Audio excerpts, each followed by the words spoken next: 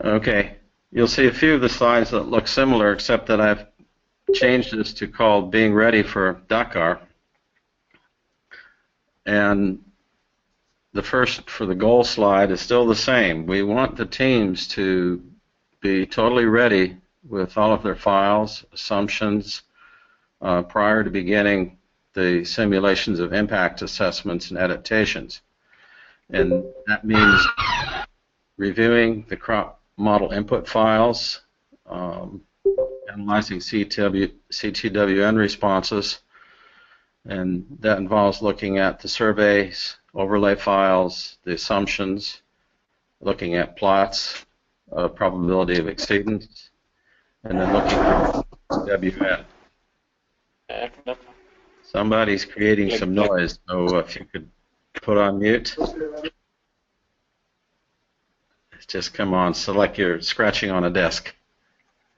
Okay, we have been doing this one-on-one with the teams, but we can only help you if you have sent your files up with sufficient detail to do this, because the goal we have is that everybody should be ready at this point with the historical surveys, and the next step will be doing the baseline and the climate scenarios prior to the Dakar meeting. This is what was sent out on the webinar request on January 12, and Cheryl originated this, but I totally agree with the way she worded all of this. On that date, we had requested for all of you to upload the historical, the CM0, and the CTWN analyses to the FTP sites for review, so that DSAT and EPSIM modelers could look at the files and determine that everything was in good shape. This has not been completed by everybody, and I know this has been kind of a frustrating point even in phase 1 of the project. For the CM0 files, it's more than just a probability of exceedance. It's uploading the survey data, template, the DOMs, linkage, model inputs, model outputs, all of this as ACE-B, DOM, linkage, ACMO files, the harmonized data. There's a directory structure described in the Appendix 3 of the handbook. Load up a probability of exceedance graph showing both EPSIM DSAT models and the observed data for the CM0 analysis. And one other thing that's important, and that is that you need to have all the changes made in the DOMs and overlays survey files so that the simulation can be replicated. If you make some changes outside to the files to run the models, then the model simulations cannot be repeated with the harmonized data inputs. That might involve talking to the IT team on how to properly get the setup to show in the DOM overlays. On the CTWN files, provide the survey data, DOMs, linkage files, ACMOs, model inputs, model outputs, along with the standard CTWN plots. Some of you have completed all this nicely. Too many teams have not completed this, and it's something that needs to be done. There's an additional deadline of February 8th. The assumption now is that you are ready to run the CM1, CM2, that is, simulate current climate, simulate future climate with 5 climate scenarios that you have selected after consulting with the climate team. For those files, the CM1, CM2, the same harmonized data, ACE-B, DOM, A-Link, ACMO files, and the typical box and whisker diagrams comparing the different GCMs. And you can do this with the FACEIT tool quite nicely, so you may want to check into that. And then that's the deadline, February 8, and then February 17, This is to give time for AppSim DSAP modelers to look at those files. We'll have a webinar to review those analyses. Okay, that's CM0, 1, and 2. Now, I have one other thing that I think is very important that's not been emphasized very well. Probably the stakeholder units have done this quite well with their group, or the economists have done this in separate groups, but you as regional team members, modelers, crop modelers, need to be ready to discuss how you will plan to simulate the reps and simulate the adaptations.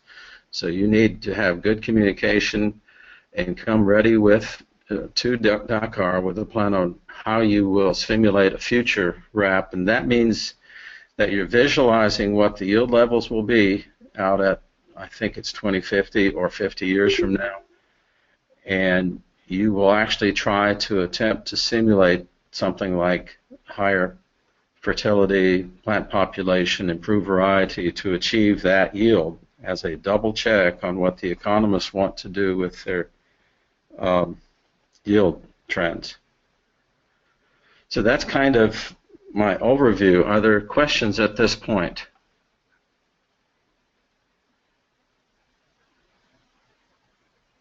Silence.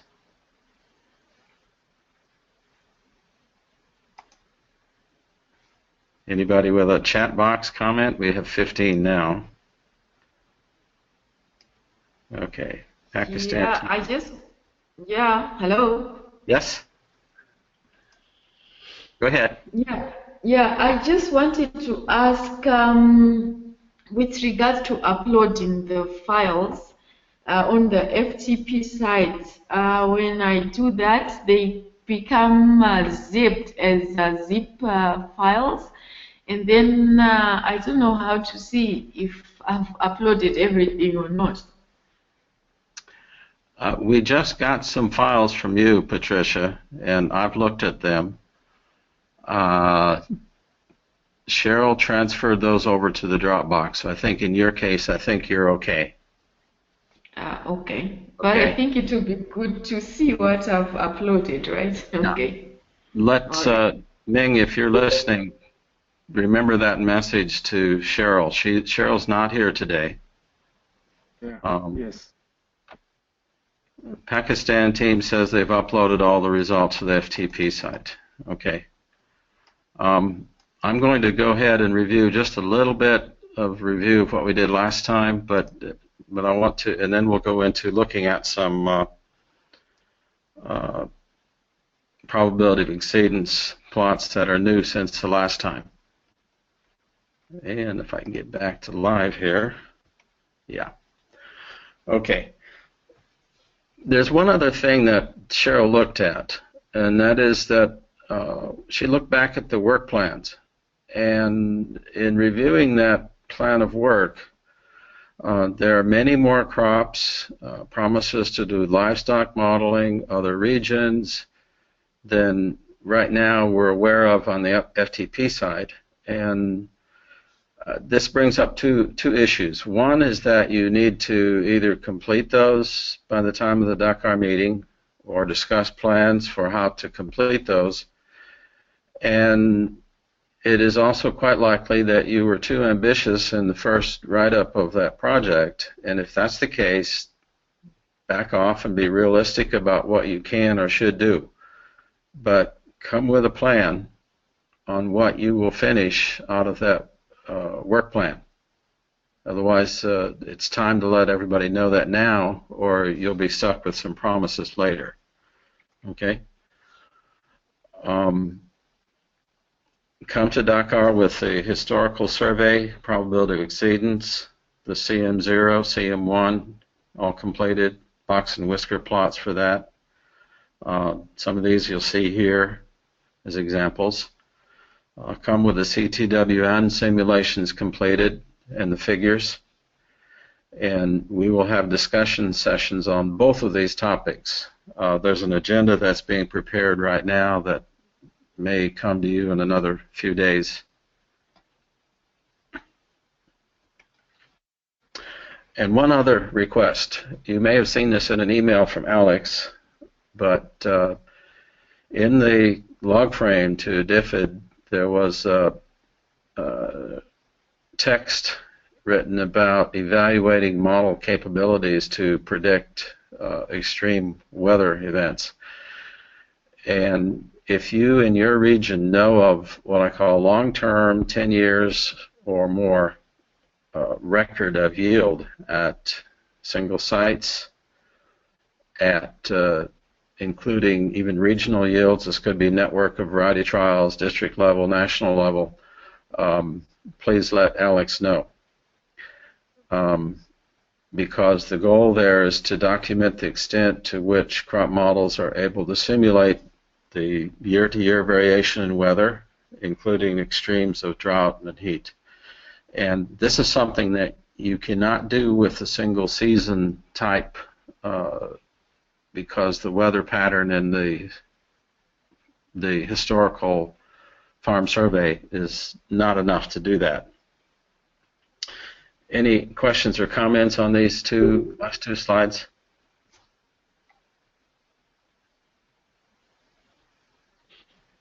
Yeah, Ken, I do. There have been back and forth communications with John Dimes. I'm sure you've been copied in these emails with regards to the farm that how we select the farm that we use for CTWN. Okay, that's a different question. Yes, but okay. Okay. You're right. That one we probably need to review, and we may need to redo CTWNs after Dakar in some case. It will be relatively simple because we may have to go to a different set of single farms. And I'm aware of the problem you bring up, because if the two models are biased in some way against each other, you end up picking where the two yields are the same, but in fact they're predicting a similar value because the one model is biased one direction and the other is biased the other way, and it's not a good example. Yeah. Okay. And we may need to do CTW with more than one field. May have to represent the say the bottom, middle, and top end of the situation. At least to do those before we finish, so that we know that we're clean on some of this. Yeah, that's a good point. Any other comments?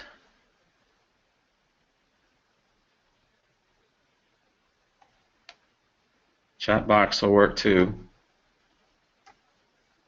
Okay, otherwise I'll keep going. Gotta figure out how to keep this going.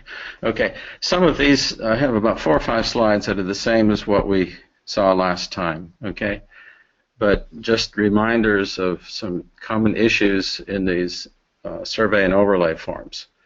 In the early phases, some of you were, say that the CL, CF coarse fraction stones, these are stones greater than 2 millimeters, and that's not sand. And if you put that in sand into that category, you get a poor pitot transfer calculation. Anticipate that you may have an overlay dome that's 1 per soil, although if you have a lot of soils, maybe not, because good soils versus poor soils may have a different type of stable or inert carbon. In one case, HADAT was used in the survey to enter fixed harvest date, and that will actually change the simulation. You don't want that.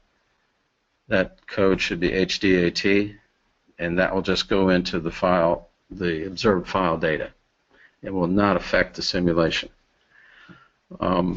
Occasionally, there are multiple ways to create something like the SLRGF, which creates the root profile shape. Just remember that the first one controls when you use the word fill. it fills the blank, if it's blank at that point. And if you use the word replace, it will replace anything that's in that function. So the case of duplicate methods to get there is you can set initial conditions for nitrogen, nitrate, ammonium with initial conditions, or you can set it with something that says how many kilos of nitrogen in the soil. Just be sure you know which one is functioning.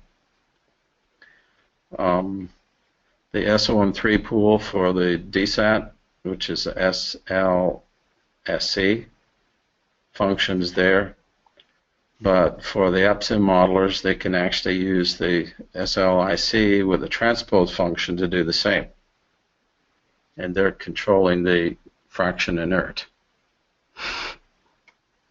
Okay. This is still something that I'm realizing that the setting of the stable carbon for DSAT and fraction inert for EPSIM is very important. Think about the ability to predict a yield in the 0 nitrogen fertilized plots. In fact, like you were doing in the CTWN. And the experience so far for some of the files I've looked at is you need a very high fraction SOM3 or stable carbon or inert.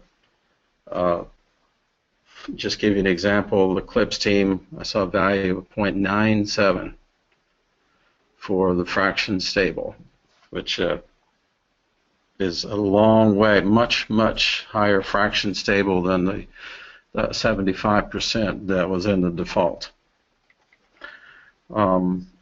Initial high nitrogen in the input the initial conditions can have a major effect, and you get a different response to fertilizer nitrogen.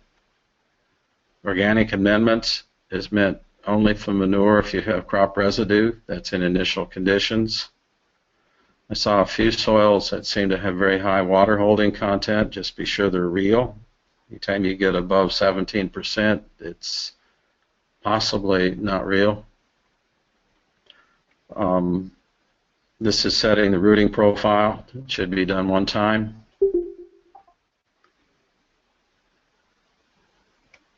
Okay. I saw this probability of exceedance function needs to start at 1 on the left axis. For those of you who are doing historical aggregated district yields, you should consider detrending before you do your simulation and comparison.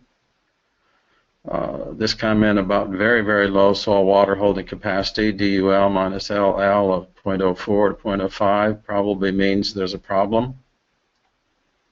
And it's possible that you put sand in the coarse fraction. Now, this could happen if you had absolutely pure beach sand. If you have DUL close to SAT, in the DSAT, we need the DUL to be about 0.05 volumetric below SAT. And you will get different responses to nitrogen in the CTWN depending on what you do with initial condition nitrogen and the stable carbon pools. I'm not sure I should show this too much. Basically, this is an old visual. The goal is that here may be an observed distribution of farmer yields across sites. And here's one model. The red one is the DSAT, and the light green is EPSIM. Now the issue would be that this one is a little bit under, probably on the mean, and also on the, maybe the cultivar is not good enough, or the rooting, the water availability. That could be adjusted up. The other one is that there's not enough spread with this model. So what's happening? Is it the variation in water holding capacities? This is a legume, but if it was a non-legume, then you would say, do you have issues with nitrogen availability and nitrogen pools? These are examples that the teams have fixed up, but you would have the same thing here. In this case, the model is not showing enough spread And if there's, in this case, not enough in the low pool, okay? So think about what's happening there. Is it initial condition water holding capacity, what you've done to nitrogen availability? Or the same situation here, there's not enough yield capability under good fertility, good water. So is it cultivar, genetic potential? And this is another one for maize. In this case, the DSAT was not showing enough range. So this probably is a case of having too much available nitrogen in the soil, probably the stable carbon pool, that would bring down the yields here. And yet the cultivar was not doing well under good nitrogen situation.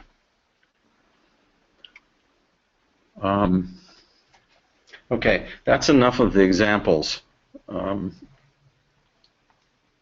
As you prepare reports for this, please document how you calibrated the cultivar.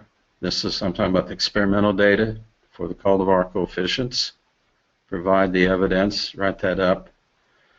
As you go through the farm survey and the CTWN, document what you did for all of the model inputs. If you had missing things, what were your assumptions for initial conditions for soil water, soil carbon, initial nitrate ammonium, crop residue, stable carbon pools, soil fertility, and try to discuss the causes for the farm yield surveys. The other thing is that in Dakar we will talk about the CTWN analyses. We'll develop a joint paper with multiple teams, probably one on maize and one on rice wheat. And we need to involve the UPSIM DSAT modelers to help interpret the reasons for model differences. And we also need to know that our assumptions are good for soil water and nitrogen availability. These are some of the statements that you would need to verify when you report. What did you set for initial water availability, fraction available at the start of the season, your nitrate ammonium, crop residue, crop type, are you running Sentry or not with the DSAT? Did you use a dome function to set stable soil carbon in DSAT or fraction inert? Starting date of simulation, whether you're irrigated, and other things related to the soil fertility and the rooting, and with UPSIM, whether you had CO2 turned on, and document the weather files and CO2 files, or CO2 levels. Now, that's the last slide other than going into individual figures. So do we have questions at this point?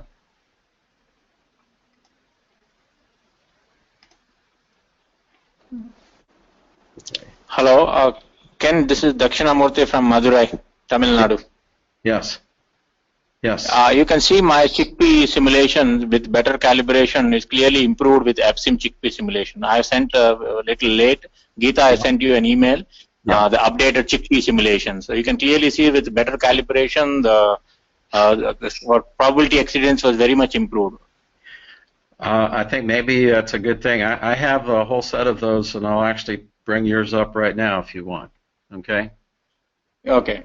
You can discuss it if you have questions on it, okay? Okay, thank you. Yeah. Okay, how do I get out of this? Yeah, I do have a question. Mm-hmm. Yeah, so for using the DOM for these simulations for DSAT and UPSIM, can we use the same DOM file, for example, with regards to the root function for the profile shape? because APSIM takes as one throughout the profile, but then DSAT doesn't. So would we have the two lines there, or one would have to have separate DOMs for the two models? Well, first of all, you don't need separate DOMs because I believe you're using a different connection. I'm not totally clear on that, but I understand that you need to handle the two models separately for that purpose. Is it exactly the same DOM function? No. No. Okay. Yeah, it's the same name. It's the same name, but then, for example, for APSIM, you will have to put a transpose, and then you put the different layers. And then for DSAT, it's just the root distribution, and you put a value, and then it says at this depth it reduces to so much. Yeah, I think if they end up being different functions, that one is uniquely, it's a little bit like the air dry soil thing, affects only APSIM, not DSAT. If it's a different function, then you can have the same overlay, and it works differently with APSIM than it does with DSAT. Does that make sense? I know you use the transpose for the one, but if the transpose creates a sRGF of 1 all the way to the bottom of the profile for a DSAT as well, then I would recognize that we have a problem and we need to create two separate overlays, and that's not comfortable because then we're not harmonized as the inputs that push toward both models when we go through Quad UI.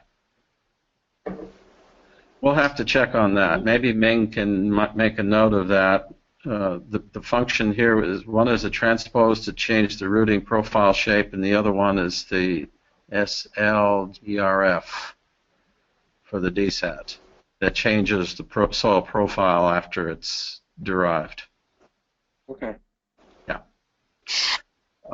Ken, this is Rita. Yes? Yeah, we have also uploaded, we were trying to upload our file because of some poor internet connectivity. We have just done with the PowerPoint presentation, and we have sent it just half an hour before the presentation started. And one thing is, like for the CTWN, if we take a representative form, that should be okay. Isn't right? Is that right? Well, we've had some discussion about that, because if the models for some reason are having biases one way or another, what we select as a representative form can actually have some impact. And I think we need to discuss this a little bit more. John Dimes had some good examples there.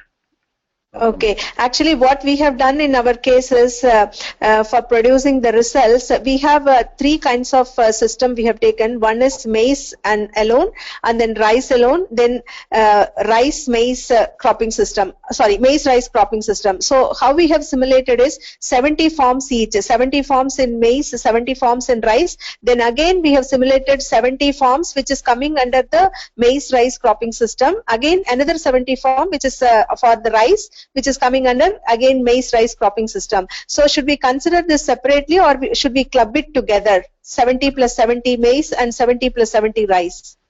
Okay, when you do CTWN, you need to do those separately by crop. Okay. And okay. That would imply to me that we're not doing this as a sequence carryover rotation, and you need to find the representative field out of that set. But having said that, let me describe this. What we've gotten back as CTWNs for most of you has been maize, even though some are doing other crops. Now, in your group, you did CTWN for both chickpea and maize.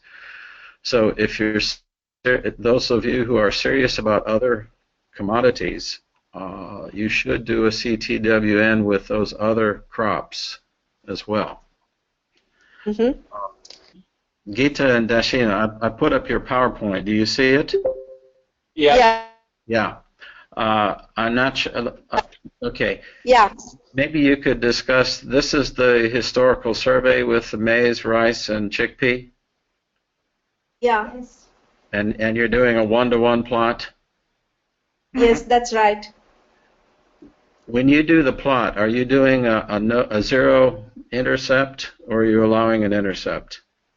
Oh, actually, for chickpea, actually we tried zero intercept only, but these two, they're different. But we will make it only zero intercept only. That is our idea. I'm suspecting it's better to look at it as a zero intercept.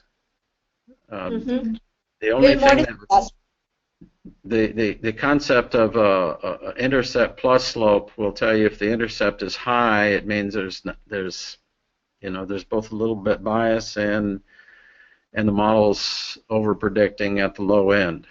Yeah. Yeah, we will also modify to zero intercept for Tamil Nadu. Yeah. Any comments on it? These look, I think, about as good as I would expect from a farm survey. Okay.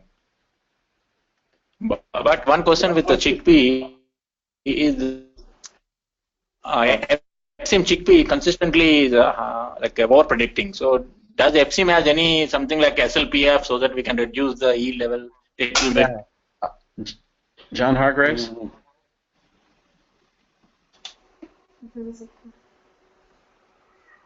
We may need to do this offline, but do send John Hargraves a question about that, okay?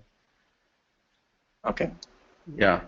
I mean, even there, you have to recognize that if they're if they don't have an SLPF, and SLPF is a little bit arbitrary anyway, it assumes there's other limitation like phosphorus, nutrients, because DSAT runs as a legume. I presume the Epsim chickpea runs as a legume too, but I don't know how they handle nutrient deficiency. You'd have to plug in the soil P module. Okay. And then you would need to know that you had phosphorus soil tests. Yes, yes. It becomes complicated. Yes. So, yes, I'll let the two of you run a correspondence on this, okay, Dashina? Yeah. Can I just make one suggestion on these graphs? I'd like to see a 1-to-1 line on them as well. Both lines? Both rather lines? than just a zero intercept. Yeah, you could do that. Intercept? You could do two regressions. One is a regression with an intercept. The other is a regression with...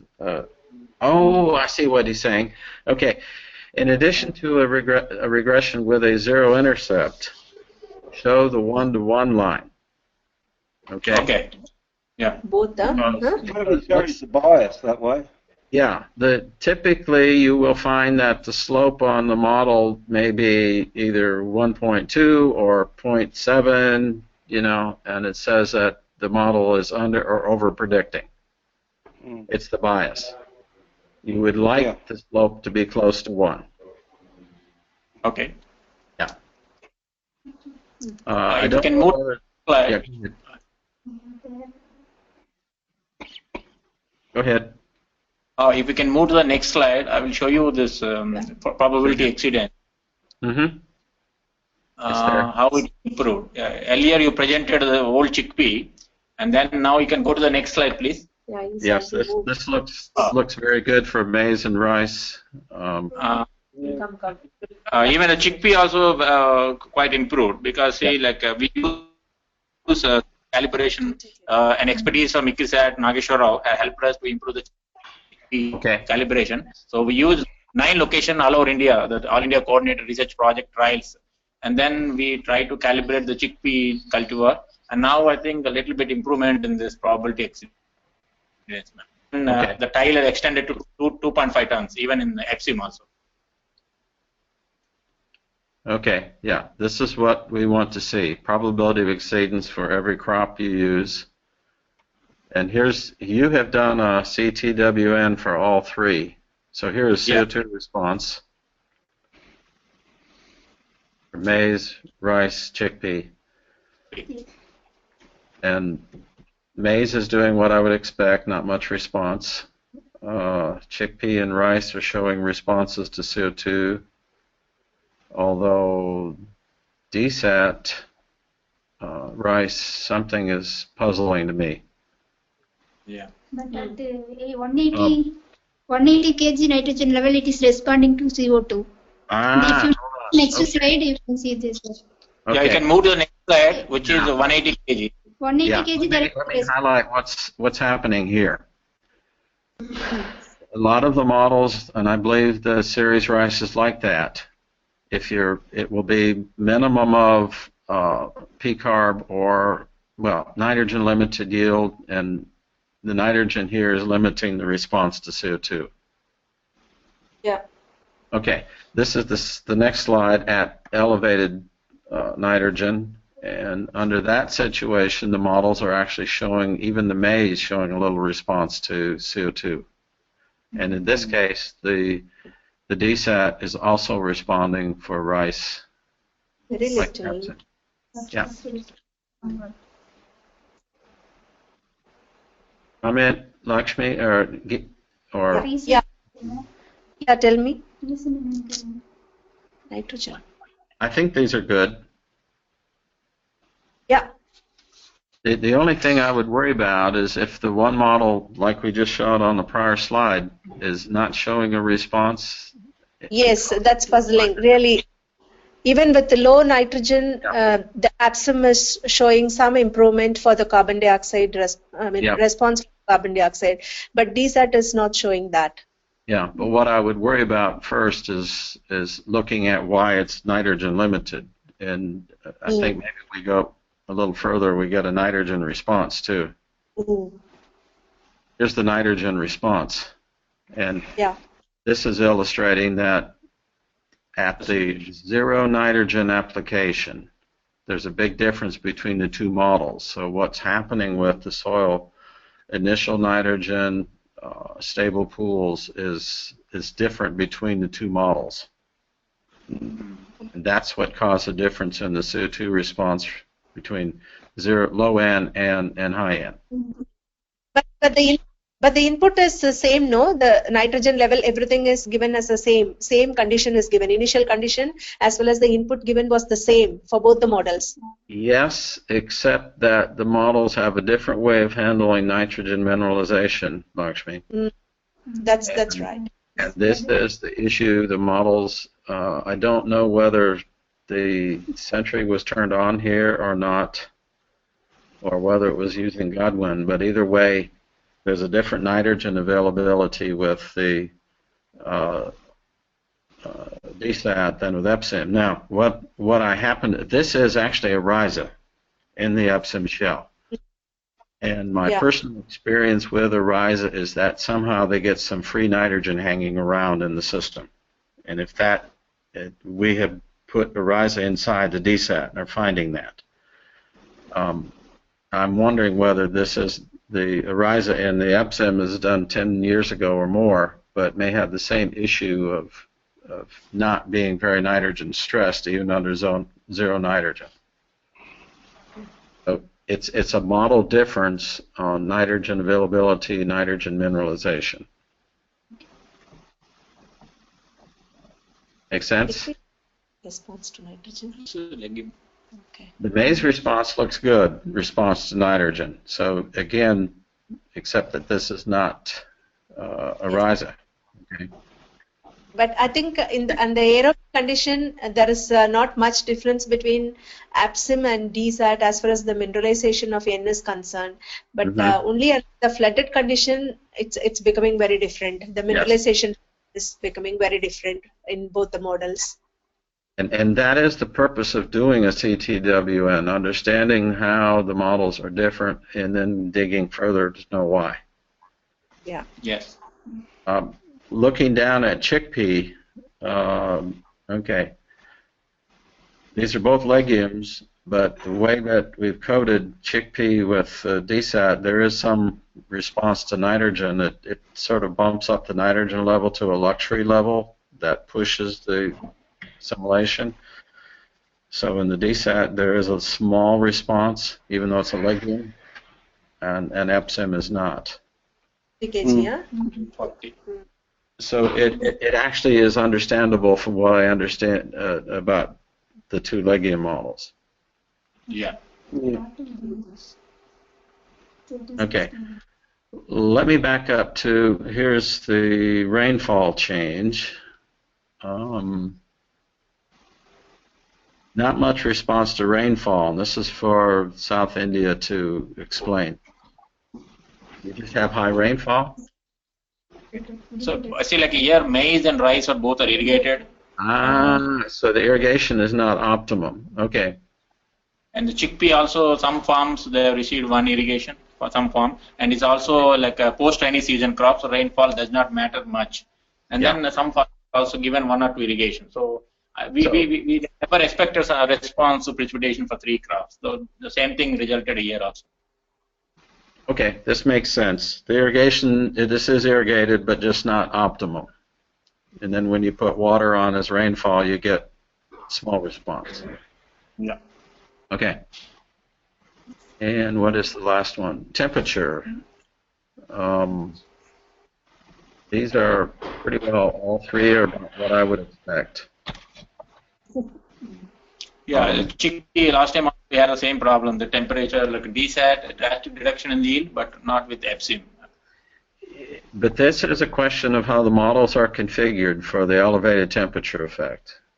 I think because of the high water availability for the rice crop, the change in temperature doesn't matter much, right? No, but temperature is 9 degrees. It does a lot. What it says here is that EPSIM, Ariza, and the series rice both have a similar decline in yield with temperature. And in fact, they're quite comparable. And I actually believe it based upon data. The maize response, we changed series maize about 4 years ago to make it more sensitive. I was involved in doing that, and I may have overdone it, but it doesn't surprise me that the responses are different between EPSIM and DSAT. Okay. And on chickpea, what why this DSAT is responding more to the change in temperature? What would be the this? Which crop? Compared to EPSIM?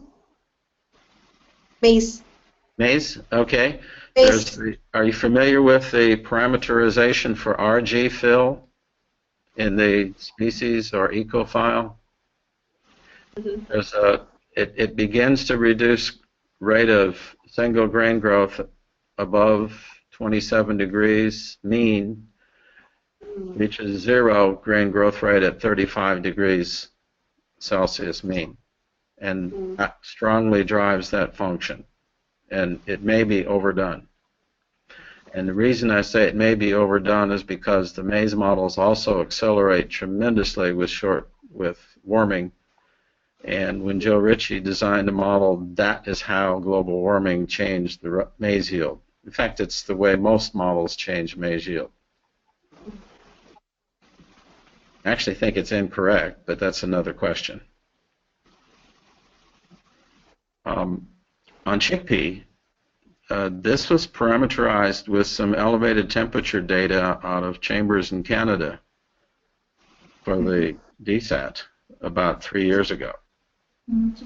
And I relatively trust it, and I would say that EPSIM is not worried as much about the upper end, and it's whether it's right, I'm not sure. Okay, I think we've talked enough about that one. Anybody else have questions? I'll bring up some other teams here in a little bit, okay? We now have 18. I'm looking at questions. Yes. Ken, this is Alex here. I'm sorry I could only join about 20 minutes ago, but I've been really impressed seeing all this stuff and the analysis going on. I think many of you know that we have an annual review coming up, and I wonder if I could also get some of these slides. I would love to show the process, not so much the results. I'm not going to make any claim that this is finalized, but I might draw a figure, probably one that looks pretty good, and put it in the annual review so that we can show our program managers kind of where we are, because this is a very tough annual review in the sense that we don't really have results. It's kind of, we're in the middle of the process now. So I wanted to get Geeta's feedback, if she'd be willing to share these slides, and others also. If you have slides like this, I'd appreciate it if you could send it my way. I've got the slides, but I think that, Geeta, are you okay with that for Alex to use for that review?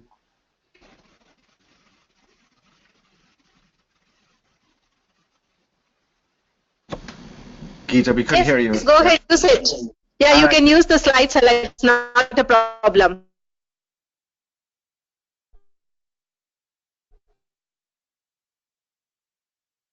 Thank you very much. And Andre Neekum, probably the one to communicate on that. Okay. We bring up another set.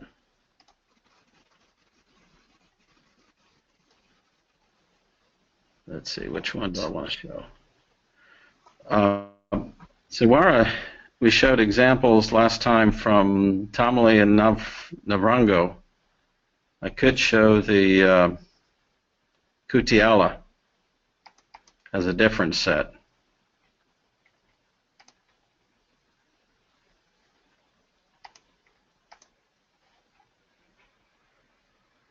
Kutiala and Mali, okay? Now, this is the Suwara team was always looking at 3 crops, at least in Narango and Tamale, maize, sorghum, and peanut. In Kutiala, they added millet to the group.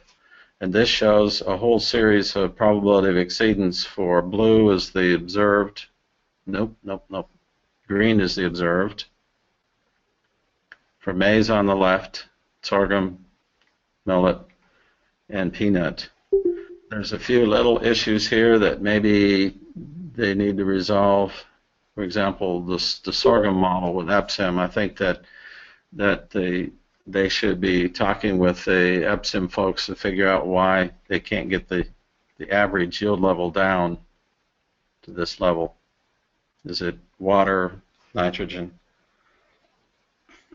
This is the EPSIM, and in this case, for millet, the DSAT is under and the EPSIM is above. So again, you have a case of wanting to be close on average as well as having the shape right. And with peanut Kutiala, apparently they're having a problem with the EPSIM peanut model. They haven't put the results on that. But this is CO2 sensitivity, and I believe this will be maize because it's flat, except a little bit of response under high nitrogen on the right at 180. And the 2 models are different, and I think it has to do with the nitrogen responsiveness of the 2. This is the temperature sensitivity, and a little bit different than South India. The EPSIM model is going down at least as much as the DSAT, but this general trend we've seen before. This is pretty strong, decline in yields. Here's rainfall sensitivity with the 2 models with maize, and the DSAT showing a little more sensitivity to rainfall, and I'm not sure why EPSIM is showing no response here, and whether that is, Andre said we have made a lot of progress since then. Okay. But I would ask the question about why there's no water sensitivity with rainfall. Is it an irrigated case and therefore there's no sensitivity? There's nitrogen sensitivity, and the 2 models here are very different, and again need to ask the question of why they're different. In this case, they're starting out fairly low with 0 nitrogen. In this case, this is the response shape I would get. So Andre says this is the wrong file. So I better stop with this. How did I do that? Okay, we'll pick up another one, see whether it's the same.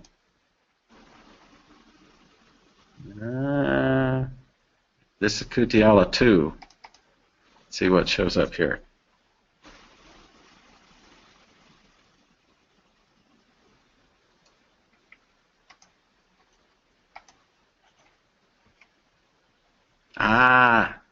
Here's the correct file, right? You see what happens with improvement if you catch up with who's presenting it correctly? Yeah, I like this one a lot more.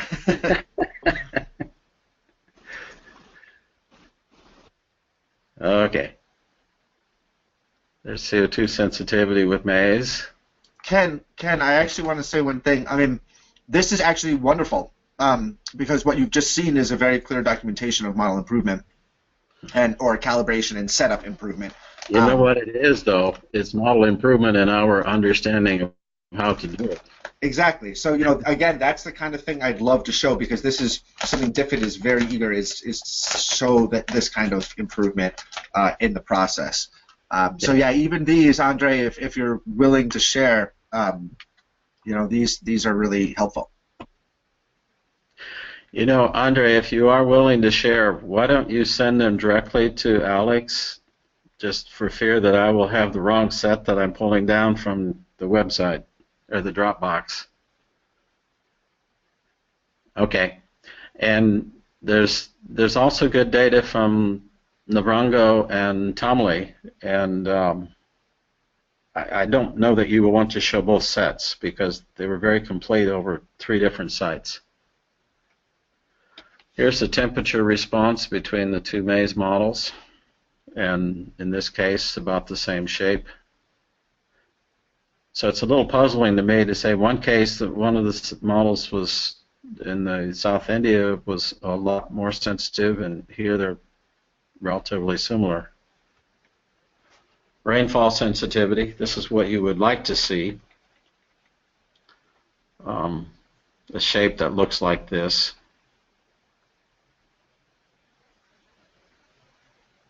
And I think there are important issues when you do this, that you're setting initial water at the start of the season and some other conditions. Nitrogen sensitivity. Yeah. The goal on this is that you now, after you've done this evaluation with a CTWN, then you ask the question of whether you have initialized the models correctly with nitrogen and water availability, initialized the soil carbon pools, stable carbon, and that's the point for doing the sensitivity, as well as understanding when the model should be different, like the example I was just giving you, or when sometimes they should not be different, and then what we've done to the inputs has created that. That's excellent. Questions from anybody? We're along about 5 minutes from the end on here. And I could show a few others, but it's the concept. Probabilities of exceedance, CTWN. We've talked about being ready for Dakar. And there are some teams. I'm showing the good examples here.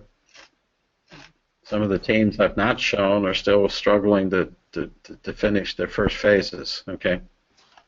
Ken, this is Alex again. I'm sure I sound like a broken record on this, but I'm going to ask again about whether we can find any kind of yield observations in a longer series. I've talked with some of the PIs about this already, some of the regional team PIs. I'm not sure if the crop modelers have also heard this word, but one of the... at the start here. Maybe you did? I missed it. I'm sorry. But any reaction to Alex, please do it right now. So, yeah, I mean, my question, and maybe I'll just say one more thing and then I'll get your reaction. My question is, first of all, I'd love to hear from various people about if they've looked into the yield observations or production numbers or anything like that that we might be able to use. on various scales. And then the second question is maybe for Ken to give an overall impression.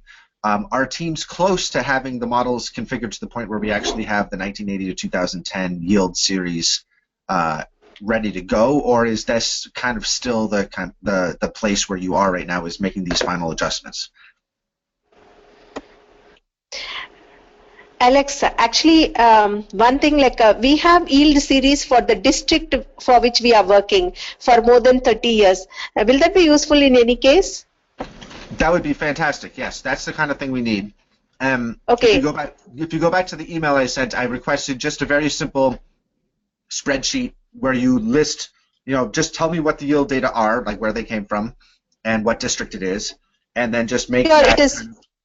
It is basically, it is an authenticated source which comes from Directorate of Economics and Statistics. So it is a pooled yield data, and it is authenticated data which comes from the Department of Agriculture and entered into the Economics and Statistics department, entered by that Government of Tamil Nadu. Yeah, I can get the data for most of the crops which we are growing, but I think rice and maize we are interested in. We will be able to give for most of the locations. Yeah. Great. Yeah. So what I'm looking for is just that the time series of those yield or production numbers. If you have reached a kind of stable point in your configuration of the models, to put the modeled time series next to it. Yeah. And then if you see anything that you want to comment on, for example, it looks like we are capturing the major drought or the the sequence of good years. Any of those things, if you want to just send a couple sentences, would be fantastic. Okay. Yeah, I would do that. And yeah, another important initiative what we have taken is we are now working on, for the entire Tamil Nadu gridded data, we are working simultaneously in addition to what we have committed in the AGMIP program. We are quite progressing very well in that line. We have done with the climate file development, for future climate development, everything we have done. We are planning to initially take up the rain-fed maize yield changes from the current as well as for the future. And so I think when we are doing this analysis, I was planning to complete it before we attend the meeting in the Dakar, but I don't know whether I'll be able to come this time. There are some issues, but still I would give the details to Dakshinamurthy, and I think he will be able to come and discuss with you once we are done. Anyway, I will be sending the files through email, and we'll discuss once the results are out. Very good. And just again, that sounds great from the South India team. Other teams, you've just heard what we're looking for. If you have anything similar, please send that along. But also realize about 10 days from now is when the annual review happens. So if you have a couple, if any of you want to send a very short email with an update, kind of like what Geeta just gave me, that could be helpful in terms of updating the project management of where things are. I don't need a whole quarterly review report like Carolyn often asks for. I'm just looking for a couple bullet points if you think there are things that you might want to see in the annual review slide deck. So thanks for that. Yeah, great. Thank you so much.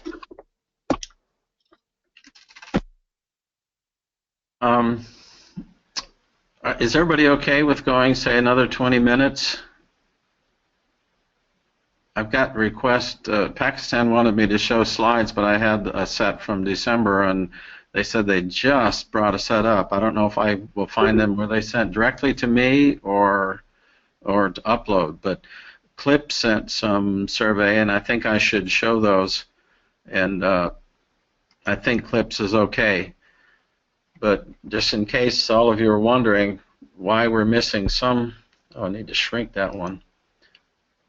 There we go. This is some of the teams that are missing are the ones that we haven't seen the full reporting on some of the forums, okay? Pakistan, I think, is there other than what they just sent today. This is from Clips for maize at one location, and the blue is the observed farms, green is the DSAT, and red is the ABSIM model. They're mostly there. I would say this is relatively satisfactory other than some issues with whether there's something that's limiting the response here. But I'm not sure whether there's anything that can be done to improve that. Also for clips, is a CTWN.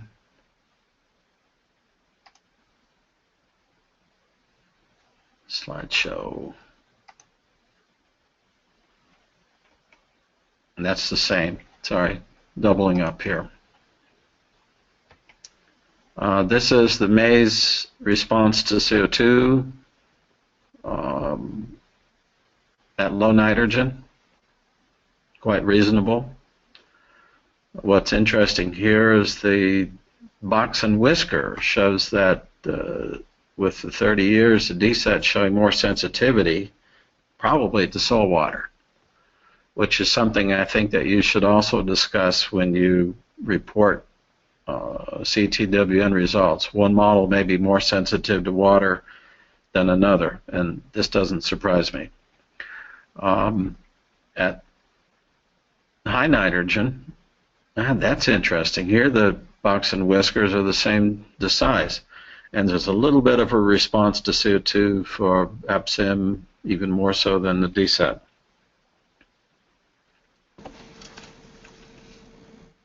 So Patricia, are you listening? Yeah, go ahead. Sorry, the question I had, the size of the box and whisker, if I recall correctly here, is this across the farms or is it across the years for a given farm? Alex, this is only across the years. For a given farm. So this will be the interseasonal variation. Yeah. So this plot right here suggests really huge interannual swings. So I'm guessing when we look at temperature rainfall, we might see this is Zimbabwe, and not surprising. What's surprising to me is a differential response to box and whisker when it's low nitrogen versus high, and that requires some digging into the models to know why. Here's the temperature sensitivity. Now, what's interesting to me here is I'm going to draw a little. The other teams were showing a response that was very sharp. My reaction is that this is a relatively high elevation, cool, and the threshold of temperature problem isn't kicking in until, +2, +4. Yeah, I just want to comment on this also. This is the kind of thing that's so appealing about this type of analysis, because we might look at climate change response in this area and be shocked that it's so low. But if we really are in a high elevation area where there's a buffer for even the first 3 or 4 degrees, it looks like here, before the drop-off really happens, in many of our scenarios we won't cross that threshold. So this is the kind of thing that will help us understand why, even if we're not getting much of a response, it doesn't mean there is no climate change or anything like that. Yeah. What we should do, and Alex and Patricia, is actually calculate the mean temperature during the season and put it also as an additional bar on the bottom, because I'm going to guess that this means that if you superimpose 2 different locations, you would see where that break comes along. Yeah, and I think, Ken, what you mean there is we basically have to define what the 0 value is, right? The no temperature change value, we can put that on this plot, and that would allow us to see what +2 and +4 was. And we will be doing that. We will be crossing regions, and therefore a CTWN in one site is not the same as another site. If people are interested in that, actually, Asha Karunaratne, who is part of the Sri Lankan team in the first phase, wrote a paper that I was involved in where we used a C3MP type CTW analysis and actually had that specific conversation about how different sites of her Bombarda groundnut model were seeming to have different climate responses, but on an absolute temperature basis, it was quite predictable. Right. And this is why I think when we talk about CTWN, we'll need to do this one crop at a time, because we will have at least 5 teams working with maize. Other teams could look at sorghum, others rice and wheat. So it's not a single paper across all of the teams. Okay, this is the rainfall response, and this is the answer to your question, Alex. With almost 0 rainfall, you have 0 yield. So the very strong response to rainfall. So this is probably originally with a low nitrogen environment, is that right? Yes. This is one of the locations where the stable carbon pool was set at 97%. An initial nitrogen, very low. Yes, and you'll see this, I think, in the next, well, yeah. Okay, here's the nitrogen response. And the yield levels are about 5 or 7 to 900 under a low fertility. What's a little puzzling is that the yield response peaks out at 60 kilos. I am hoping that's water limited. We would want or need to verify that kind of thing. But you see the box and whiskers change, Alex? We should be able to see the water limitation if you go back a slide or two. Yeah, well, you'll see it here too. The interannual is the rainfall. Yeah. No, but I guess my question is this is potentially proportionate. I can't really tell. The coefficient of variation might actually be quite similar here because the mean is going up and the variability is. But Ken, if you would humor me, go back a slide to the preset. Okay, so your question about water limitation, I could look at this and say at least for the DSAT runs, there is a benefit going from 100% to 125%. Yeah.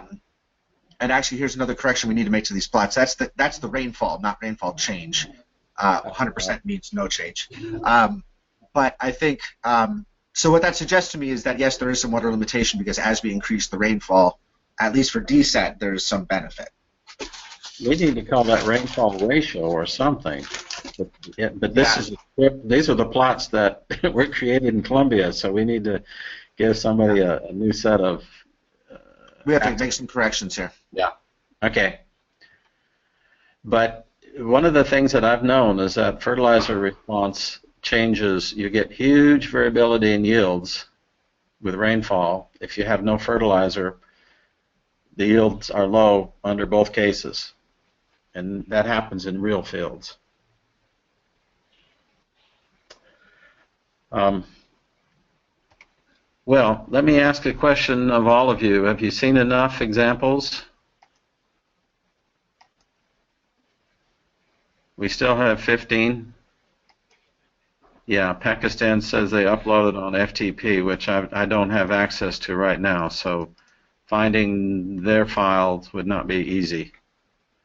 Not in 2 minutes. So let's ask whether you have generic questions.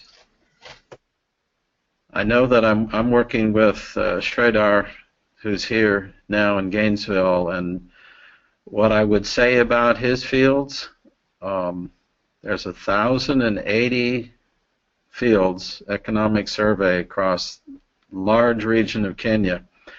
We are finding tremendous variation among farmers that doesn't make sense with the fertilizer application. So the signal in there with what I would call management for the farmer yield is very difficult. The model variability that can be accounted for is probably going to be 30% or less. I'm just hitting everybody with a hammer over the head on that data set. The more diverse data, because that particular data set, we do not even know the planting date. All we know is fertilizer and yield. So it's what I call an economist problem. You will have yield distributions. We know that the model responds to nitrogen, responds to water. We can look at that in the simulated, but the farmer, no response to nitrogen or to, that sort of thing from one farmer to the next. It's really scattered.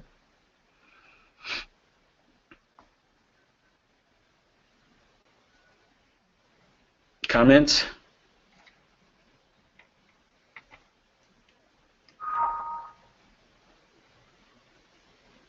You have a question on Sridhar? Are you on? You could make a comment if you want.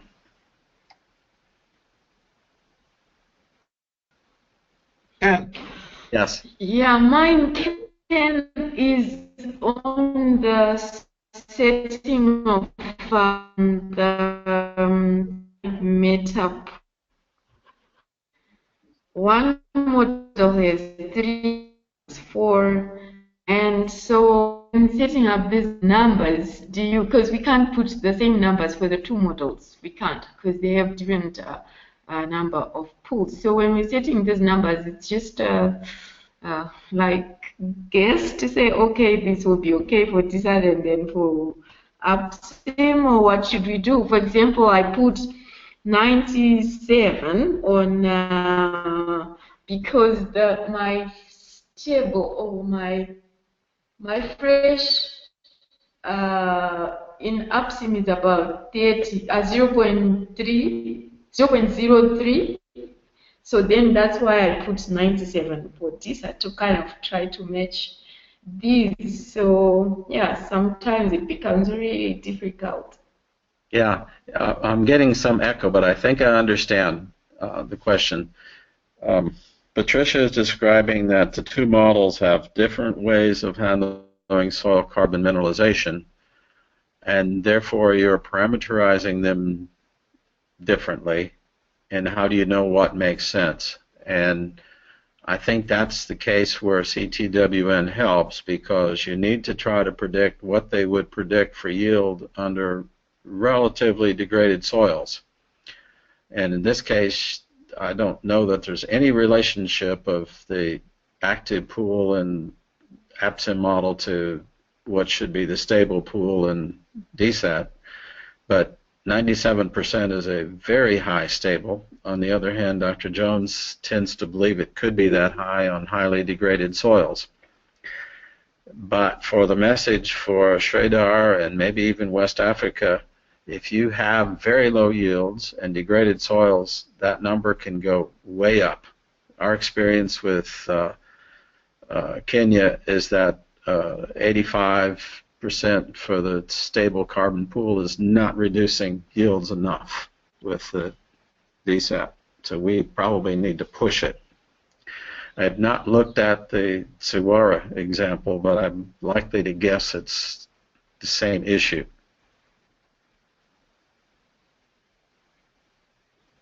And I'm really worried about some of those high yields at 0N inputs, and I think we need to revisit that. We might have in the data. Yeah, we might have to spin up both models to get the same yield for 0N. Yeah, and that's my point with the economist data. I think that you have tremendous variation among survey reports, assuming that even the transcribing is accurate. Is that your message? Yeah, I mean, we saw some of the sensitivity analysis. We saw 2,000 kgs yield with 0N, and that's still way too high. Yeah, yeah. We have worse than that. We have 4,000 with 0N. That's unreasonable. Yeah, and that's why I think that you don't hit your head against the wall to try to mimic something that's not reasonable. Now, if the economists want to use that as an example of the real yield distribution, that's fine, but we can't expect that we simulate that other than the average level. I think we need to have a discussion in Dakar about this whole initialization issue, and especially the nitrogen sensitivity. Yep. So how do we do that? I mean, we talked with Peter Thorburn way back about having a sort of a little team to look at that, the soil carbon availabilities, and how do you create consistency between the 2 groups. I mean, there's one way we could do it, and that is to go back to using the Godwin style and crank down the nitrogen mineralization, because it basically has one pool. But we've been pushing the century angle for 3 years and really can't back off from that. I think it would be good just if everyone is in the same room and we pick up some of the slides you just showed from the different teams for the sensitivity analysis for nitrogen. Yeah. And just look at some of the inputs. Yeah. I am going to be pushing for a good time session in Dakar for that. I'm afraid that there's so many other things on that agenda that there's going to be some squeeze. Ken, it's John Dimes here. Yes. Ken, what about the idea of the modelers meeting on the Sunday prior to the Dakar meeting? Is that going to go ahead or not? Let me put it this way. Cheryl and I will be there because we happen to have flights that are coming. We're leaving a day early, I think. And I'm also planning to be there for the Sunday, and I was hoping that the modelers from each of the regions might make an effort to be there on the Sunday as well. That depends where they are on flight travel arrangements already. Yeah, true. But those of maybe you who are listening. I think it's too late, John, and I principally disagree that we extend the meeting by another day. It's already 1 week, and I think within the ACMIP program, the generic program, needs to be ample time for the crop models to get together and to discuss this issue. So we should not have to add another day just for crop modeling. I just thought that given the program that's already in place, we'll struggle to do that. Have you seen the agenda yet? I haven't seen anything. I saw an early one. No, they sent one by just yesterday that I need to comment on. I haven't even read it yet, but I'm afraid to look at it. Ken, you need to push very hard. We need some very good crop modeling sessions because stakeholders just are taking precedence on this whole thing. So Ken, I wrote the agenda that went out yesterday or whenever it went out. Read it yet, so no, it's okay. Don't worry about it. I can. But I'll tell you that my almost full motivation in the latest draft was to try to get more technical sessions and less plenary, less stakeholder. And I've also talked with several of you about the idea that if there's a time that John wants to sit down with some apps and modelers or something like that, and it means you need to cut out of a plenary session, I'm not going to object to that. So, I think the one exception might be if the PIs themselves are being, the regional team PIs are also the crop modeler and are being pulled out at an inopportune time. That's the only time I can imagine that. But the short of it is we know that there's a lot of technical. We've actually revised the plans for this workshop from originally being all about science integration because all the work is done to, of course, a more realistic view that there is a lot of work still ongoing. And this is really our opportunity to sit down and go over things carefully in detail. And the kind of new goal is to either address technical issues or come up with a clear plan to kind of get to a stable point in terms of the technical issues. So I think you'll probably, your first impression when you see the new agenda is going to be, wow, there's a lot of detail in here because it's timed out. It's quite dense in terms of time. But we do need you guys to speak loudly about the need for technical sessions because we are also hearing it in our other ears that there is need for more plenary and discussion and stakeholder interaction. So that's the pressure on me. Let me back up for one more question. I want to ask. So John Dimes, you're coming to Dakar? Yes. I should be there. Yes. Okay. I will be there that Sunday, and so will Cheryl. Cheryl's going to work with Miriam Adams, so the SOAR team will all be there. So I would, if there are any individuals, including, especially the ones dealing with the soil carbon issues on maize, Sridhar, Patricia, if some of you are there on Sunday, please consider. Which Sunday is this one? At the beginning or at the end? Beginning, I believe. Isn't that right, John? At the beginning. Yes. Yeah, at the beginning, the 21st of February. Yeah. We are arriving around 3 p.m. Okay. Yeah. Ken, I think all the teams need to be involved in this discussion because it's not only maize, it's also going to be wheat or rice as well. Yeah, I realize that, but I'm basically saying that at least the UPSEM DSET modelers, John and I, can sit down and say, okay, how do we create a uniform angle to this? And we'll revisit that in the larger group during the meeting. Okay, I think we've gone long enough. Any final comments from anyone? Chat box or text? Remember, the next step on this is doing your actual simulations with the CM0 current 30-year and 5 climate scenarios for across all your farms. Because Garrett's on the phone, Garrett, can I take the opportunity? Have you got your climate scenarios from Burhan by now? No, I don't think so. I need to go check with him. All right, you should have. He, as far as I knew, was completely done about a week and a half ago. So double check with him and let me know if there's any problem. So the deadline we're setting for all of you is by February 8th, okay? And then we'll have a webinar, I believe it's the 17th. And Alex will be fully involved in that one because we went climate crops to look at climate sensitivity. But the point here is that if you're not fully satisfied with your survey simulations, finish it up so that you can do good climate simulations before you go to Dakar. Okay.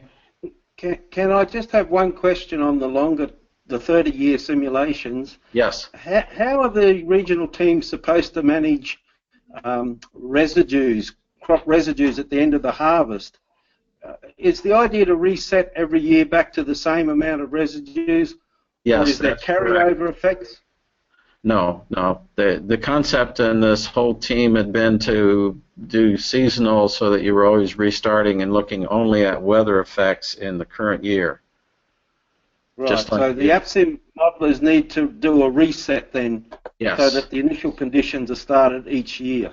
Yes, and you're guessing at what the initial soil water is. Now, yes, okay. Having said that, if you had one team that was really great at wanting to do this and was quite water limited, to look at carryover, a little exercise of contrasting the benefits of having a carryover effect from, say, one of the teams in a region would be fine, but it has to be a side issue. Yeah, okay. Yeah.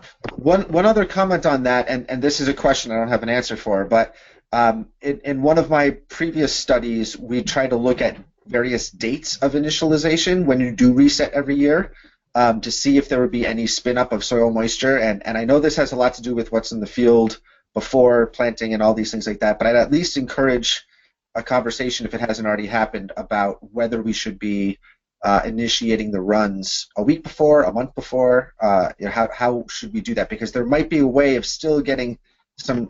I know it's a longer process than that, but we could get a little bit more of a signal if we start a little bit earlier, so that there's some time to adjust that initial soil water.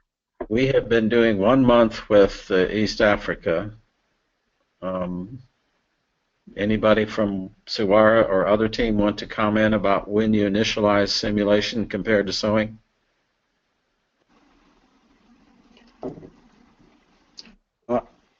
I like to initialize at the end of the known dry season, because then you're safer at guessing the right value. It's somewhere near zero for soil water.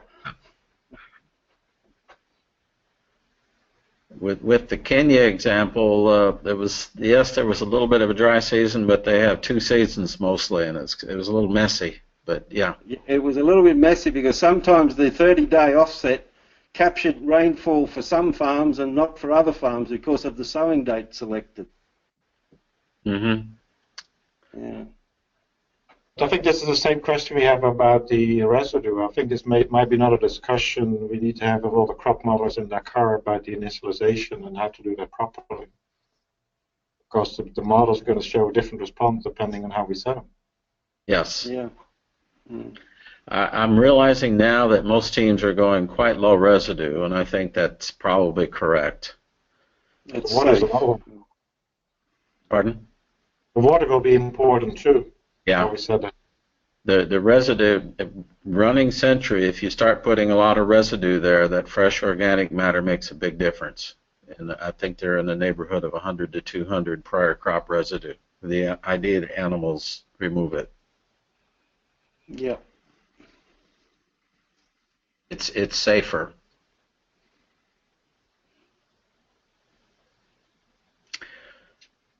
Okay, good discussion today. Thank you for all of your input. Thanks, Ken. Okay, thank you. Good night. This is recorded, so if someone, team, wants to connect back, ask Sherry how to get to the link, okay?